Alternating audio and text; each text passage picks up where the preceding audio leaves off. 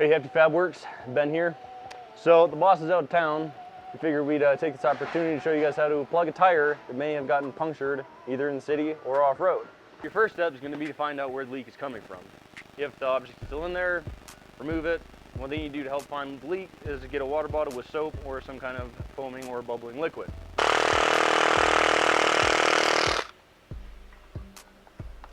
Found it! So then you're going to want to remove the said object. And step after that, we have a basic repair kit here.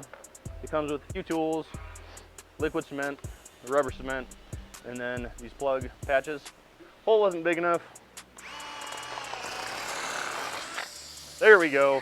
So you can take this, run it in and out. You're gonna clean out your hole.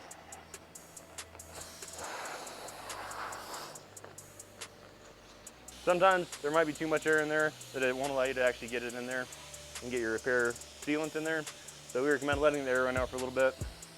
Make sure your vehicle is jacked up when you do this on stable ground. All right, so after your hole is cleaned out, some of your air is out so there's not so much pressure on it to actually get a good tight seal. You're gonna get your rubber, put it on your inserter about halfway through. Get your rubber cement, lather it nice and good on there.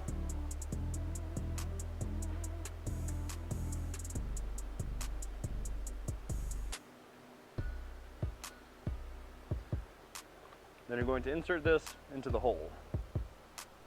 A little bit sticking out still. Then you're going to pull this out quick.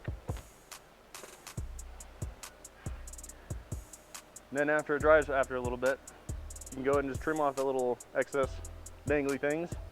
And after it's inflated with air, you can double check again with your soap and water and hope to God it works and your boss doesn't find out.